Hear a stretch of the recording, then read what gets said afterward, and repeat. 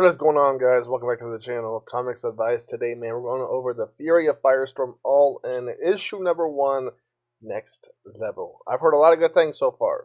Heard a lot of good things about the Fury of Firestorm, which is rare because usually, it's always the main character stuff and sometimes a good Robin every now and then or something like that, right? But Firestorm? Firestorm? Let's dive into this right here. So, Fury of Firestorm, you got Lemire, you got De La Torre. I think that's how you say his name. Alright, let's dive in. So day 1, on the first day the nuclear man descended from the heavens. He was alone, yet he spoke as if to another. The nuclear man was troubled, and if someone had been there to see it, they would swear that his face was constantly changing. That was day 1. Day 2, on the second day, the nuclear man walked into the town of Bedford, Colorado. Seeing a nuclear man, head of flame, and eyes white with the power of suns, was not a common occurrence in Bedford, and the townsfolk pointed and stared. It's almost kind of giving off a Martian vibe to a point, alright? Or maybe Green Lantern. Maybe Green Lantern's right where I'm trying to go. The nuclear man seemed to pay them no mind. It was as if he didn't know they were alive at all, until suddenly he did. God help them. So it looks like day 1 he gets there, a little confused. Day 2 he finally figures out, okay, there were some human beings. And day 3, the third day, the nuclear man began to experiment. He wanted to know what it would be like to live in a world of glass and chalk, so he made one. That's an interesting kind of scenario to live in, glass and chalk. And not everybody liked living in a world of glass, right? The townspeople cried out and wrung their hands, demanding the nuclear man put things back to normal. You think he's going to listen to you? I mean, the dude has fire coming out of his head. You might as well just learn how to live, right? Get on his good side, unless you have some power. But as you guessed, the nuclear man did not subscribe to their idea of normal.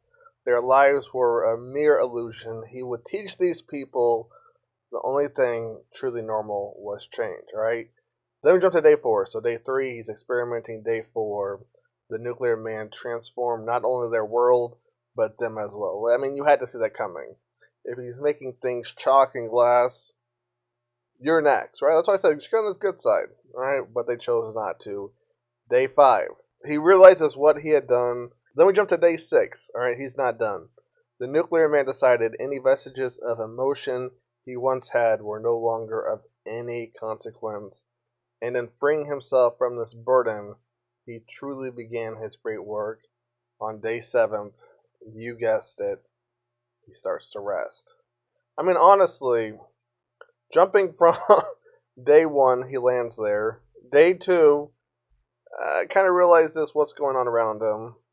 Day 3 starts to experiment. Day 4, he transforms people. Day 5, kind of burdens a little bit. Day 6, goes all out, right? And day 7, he rests. So we jump to present time. It looks like Pittsburgh, 4:07 a.m. Here's a knock on the door. She's like, man, what the? I'm coming. They go, Lorraine Riley. She's like, yeah, what the hell is this? Department of Defense, Miss Riley, we need you to come with us now. She's like, what if I say no? Well, I mean, I don't think you can say no to the DOD. I could be wrong. They might not need a warrant if it's the DOD. All right, but we have been authorized to use any force necessary, Miss Riley. Let me get dressed at least. As we keep this thing going, we see Project Firestorm. Who or what is Firestorm? Well, he is a young man named Ronald Raymond, but he is also college professor and physicist Dr. Martin Steen. Firestorm is actually 2 men. Remember that big explosion at the Hudson nuclear power plant years ago? Stein and Raymond were caught at ground zero, and somehow it fused them together. The consciousness of Stein and Raymond combined them into something they call the Firestorm Matrix. Together, they became the hero Firestorm. Don't let the puppy sleeves fool you. This guy is a level 10 meta. He can literally transmute matter at the atomic level. The horrors this cat can inflict are only limited by his imagination. Over the years, Firestorm's nature has been in flux. Different personas, different looks, and even different powers, which is actually pretty crazy. However, the one constant is that he has been completely unstable since his creation. Westbound 5:16 a.m. and now he's finally gone off the deep end. Okay, so who is she? She was an active metahuman named Firehawk. She was the target's girlfriend.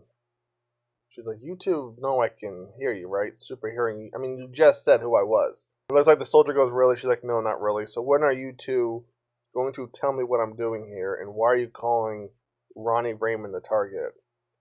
You should take a look at this, ma'am. And what he shows her is essentially the footage from yesterday from Bedford, Colorado, talking about this is your ex-boyfriend. He flew into town, started having his way with it. He turned the place into his own John Carpenter nightmare factory. She's like, nope, that's not Ronnie Raymond. They're like, really? Because the flaming head is kind of a dead giveaway if you ask me. But she persists and says, basically, I know Ronnie better than anyone. That is not him. They're like, well, one way or another, we're about to find out. What are you? Well, you're going in, Miss Riley. Sergeant Waters and I will be your escorts. And essentially, they're hoping that basically she's going to be able to break Firestorm, right? So, jump to Bedford, where Firestorm was last located at 8:40 a.m. Have your people made any contact with him yet, General? Not yet, just been holding the perimeter and praying this all doesn't start spreading out any farther. Satellites show the target is just still sitting out there on a park bench. He hasn't moved in nearly 14 hours. Speaking of which, you should probably suit up as now, Miss Riley. And she's like, yeah, you kind of see the glow in her eyes. And she goes, I brought my own.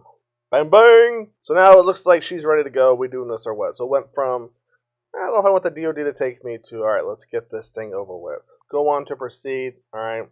Figure out where the intel is. Seems Stein and Raymond had some falling out a few months back.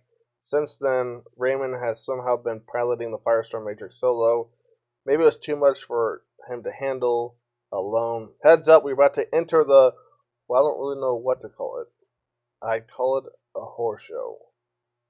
My God, this can't be wrong. He would never. Let's ask him, shall we? As you see him sitting on the bench. Ronnie? Ronnie, is that you? You, Ronnie, it's me. I mean, you, me, you, me, you. As they're going back and forth, like power ratings are flaring. He's active. They're like, stand down, Raymond. Essentially gets rid of them and says, Raymond? Alright. Then they go, the suits didn't work. Raymond killed Waters over. That is not Ronnie Raymond. If that's not Raymond, then where is he? It looks like we go back in time. Alright, you got them kind of flying around. Alright, and it says, Ronald, please, you're going to make me sick again. Oh, come on, Professor Stein. You don't even have a body, you can't get sick. Be that as it may, I still feel what you do, Ronald. That's really weird to think about. I mean, I know we're both inside the Firestorm Matrix, but don't you ever wonder about how it... What is it, Ronald? Well, we'll have to save the deep thoughts for later, Professor. Looks like Hyena is on the loose again. Firestorm? Hey, for about a long time, no steel, and even a full moon out. Last time I checked, you were still locked up in Pittsburgh Penitentiary. You are not supposed to be here. That actually hurt. Careful, Ronald. He's about to attack. Piece of cake, Professor Stein. That's actually a pretty good idea. I know just the recipe, too. Our molecular transmutation powers will handle the rest. See, Hyena, I always knew you were sweet on me. Hyena's like, no, don't you see? This is not where you need to be. He's like, then where am I supposed to be? And it looks like, they're like, Ronald, are you alright? He's like, I don't know. It looks like we jump back in time again, alright, to them basically flying around. So then he goes, hey, Burball, long time no steal. And then we get him kind of going back to Bedford, Colorado, where he says no one. Alright, she says no, and he said, I am no one. Begging him to stop. He's not stopping. I mean, he's going all out. Thrashes her. Like, Miss Riley, I can't do it. I can't stop that. It's not him. You know, I don't know who it is. But there's nothing any of us can do. We have to find him. Find who? The only person who knows Ronnie better than I do. We have to find Professor Stein.